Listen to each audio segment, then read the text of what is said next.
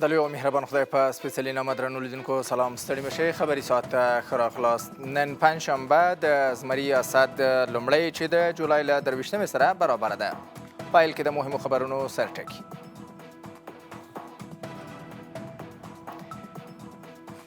د خونړي سیلاب څلورمه ورځ او تر خاورو لاندې جسدونه د پارون د سیلاب یو شمېر قربانیان لا هم ترې تم دي. مسؤلین وایي 22 جسدونه پیدا شوي او د نورو د موندلو لټون روان دی.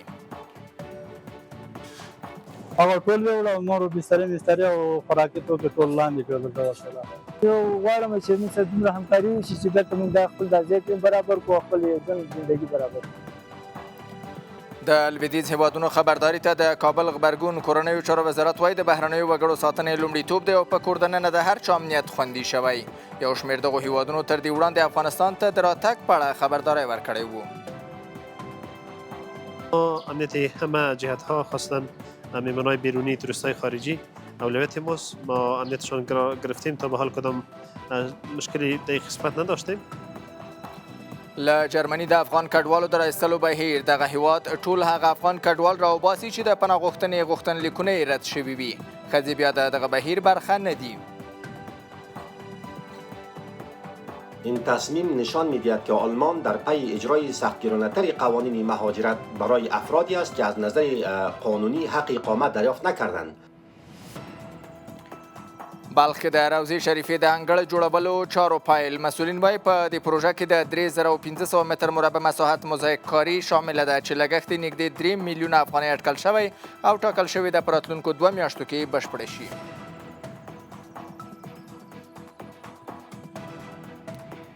او د ریاض او واشنګټن ترمنځ اټومي هوکړه. دغه تړون ریاض ته اجازه ورکوي چې په کور دننه یورانیم غني کړي. ځینې هیوادونو بیا په دې اړه اندېښنه څرګنده کړې.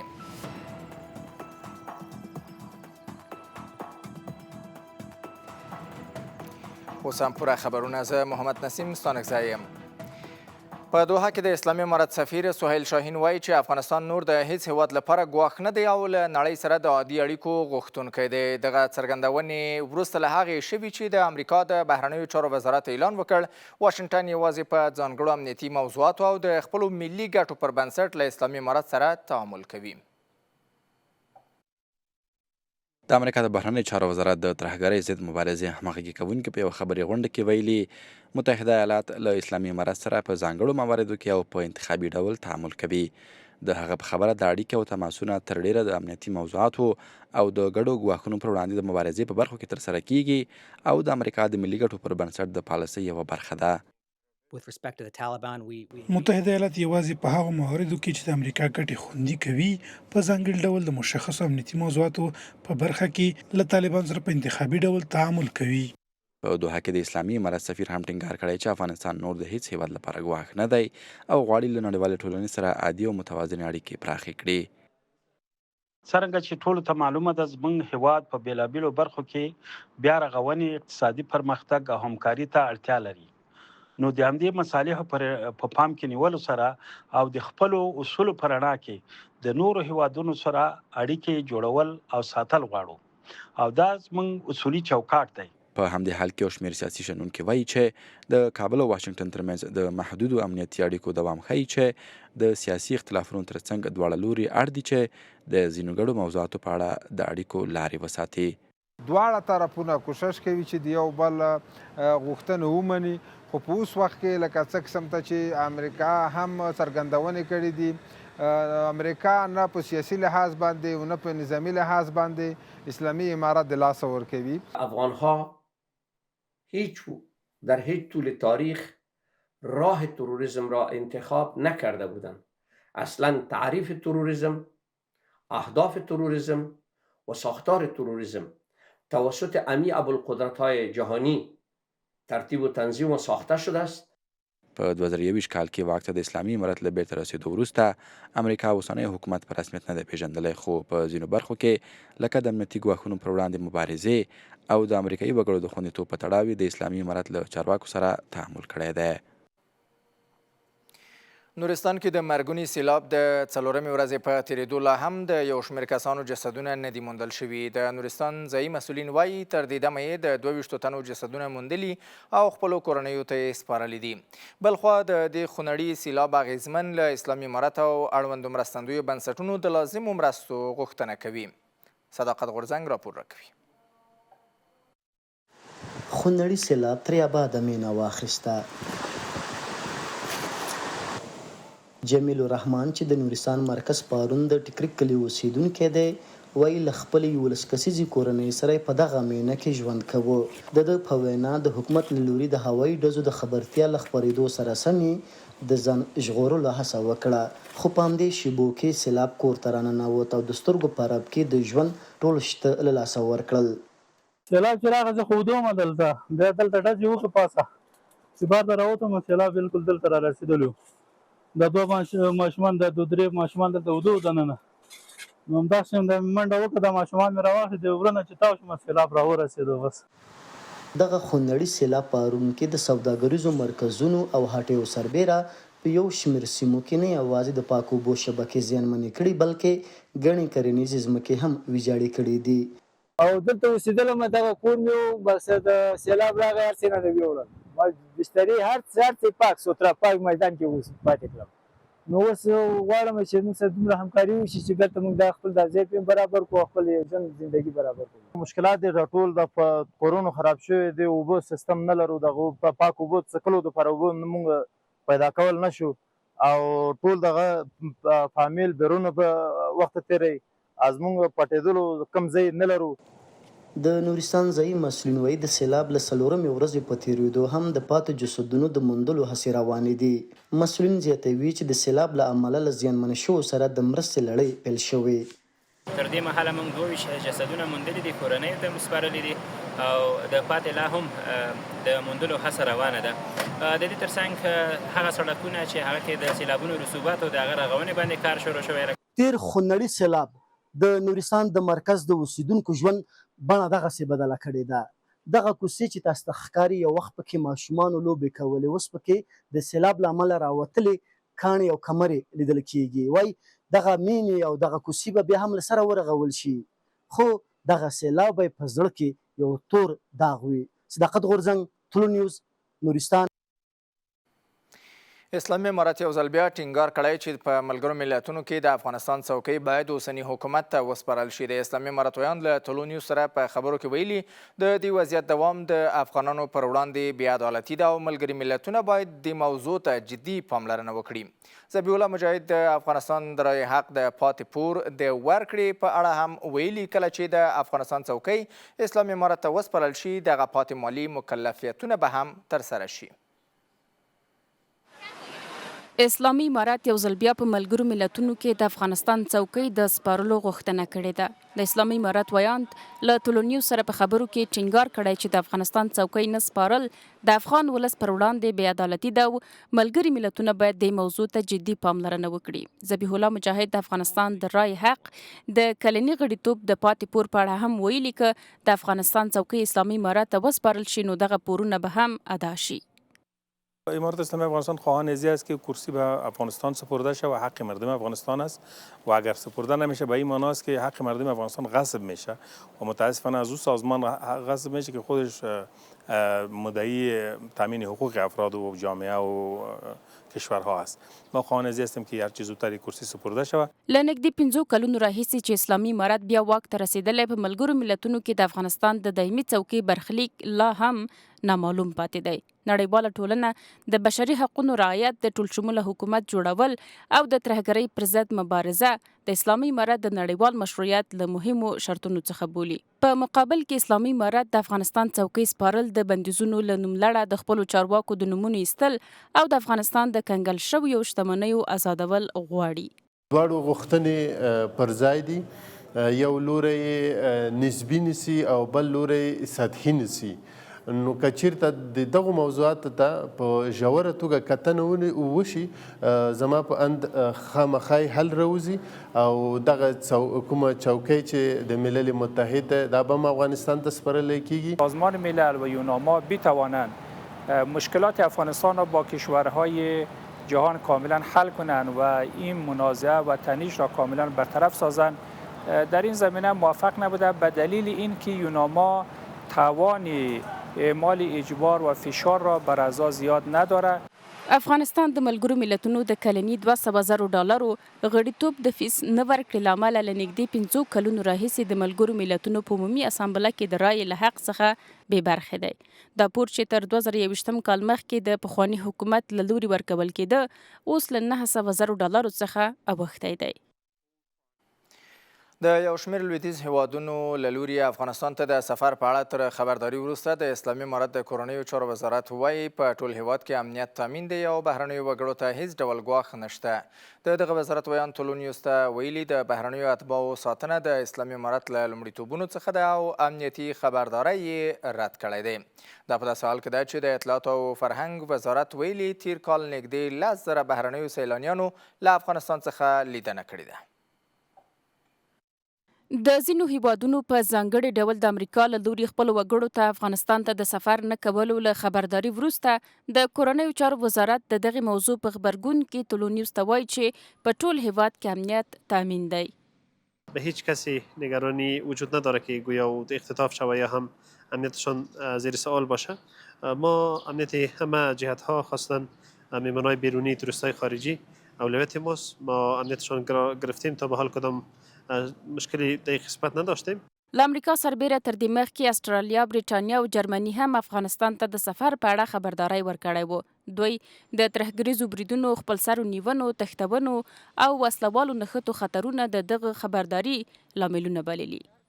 وضعیت امنیتی طوری نبوده که شهروندان کشورهای خارجی در اینجا اذیت شده باشند، ولی در این اواخر بعضی کشورها و خصوصا پاکستان تبلیغات بسیار زهرآگینی را متوجه اوضاع سیاسی و امنیتی افغانستان ساخته که این تاثیرات منفی خود بالای روان کشورهای منطقه داشته. بعضی دولت‌ها در مورد اتباعشان در مورد سفر اتباعشان به افغانستان نگران باشه، چون رابطه رسمی وجود نداره.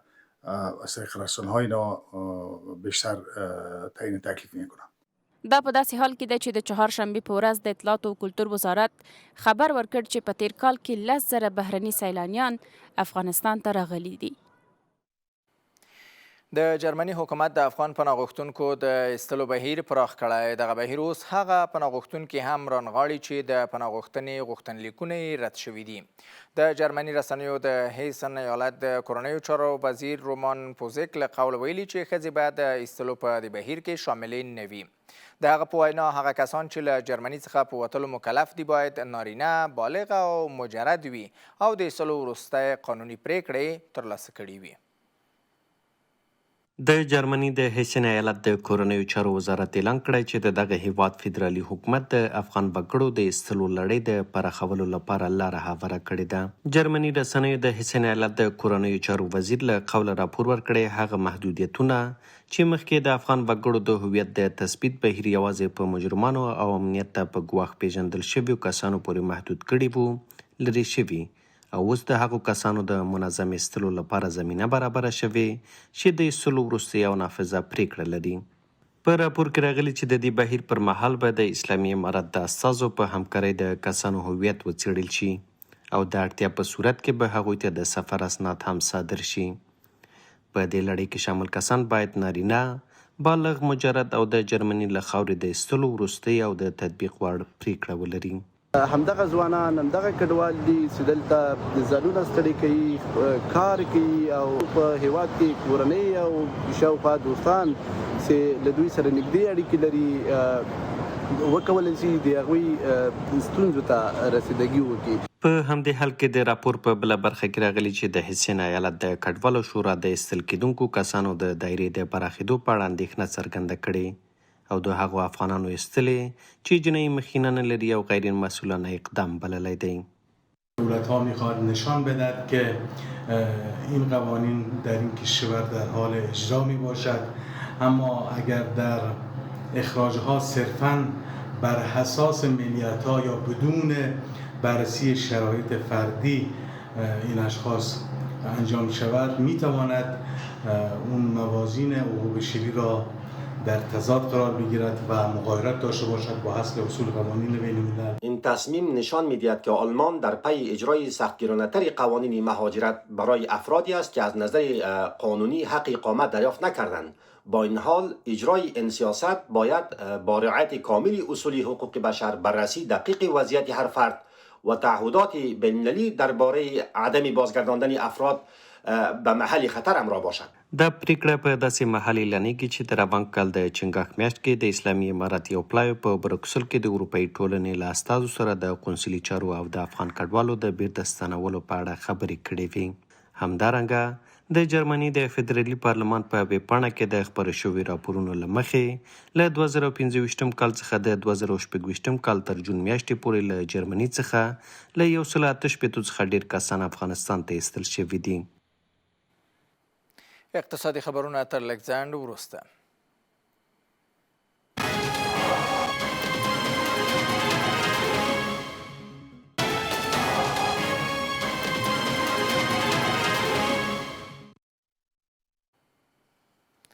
اقتصادي خبرونو ته ښه راغلاست. په بلخ کې د روضې شریفې د لویدیځې څنډې انګړ د فرش کولو چارې د نبیزاده خیریه بنسټ له لوري پیل شوي دي.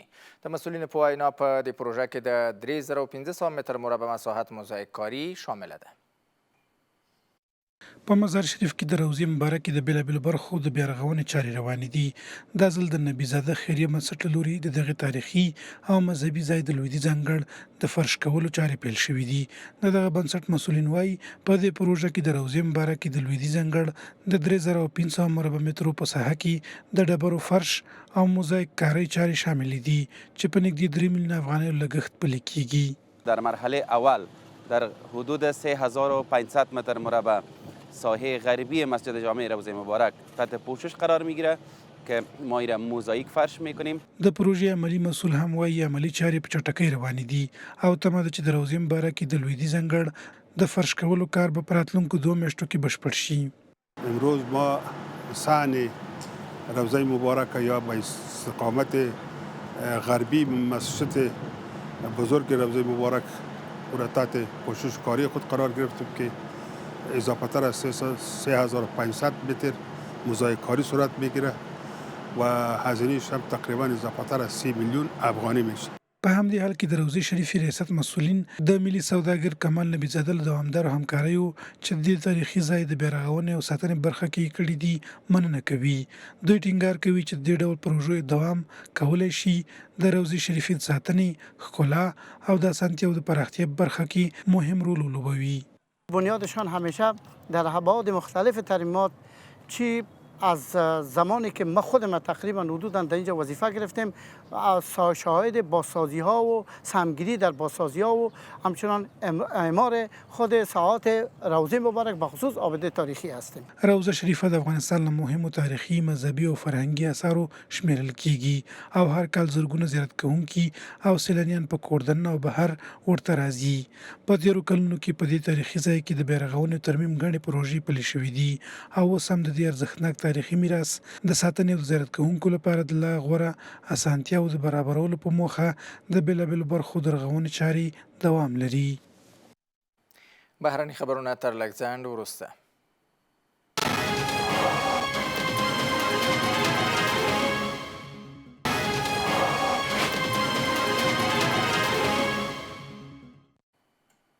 سپورتي خبرونو ته ښه راغلاست. د افغانستان د 19 کلنو کم عمره کرکټ ملي لوبډلې د تمریناتي او غروي کمپ دویم پړاو په ننګرهار ولایت کې روان دی. په خوست کې د لومړي پړاو له بشپړېدو وروسته دغه تمریناتي کمپ اوس په ننګرهار کې دوام لري. په دې کمپ کې د 4 لوبغاړو له ډلې 33 تنه غوره شوي چې د روزونکو تر څارنې لاندې تخنیکي تمرینونه او بدني چمتووالی ترسره کوي. ټاکل شوې ده د دې تمریناتي کمپ له پای ته رسېدو وروسته غوره لوبغاړي د افغانستان د 19 کلنو کم عمره کرکټ ملي لوبډلې ته وټاکل شي او په نړیوالو سیالیو کې د هیواد د استازیتوب وکړي.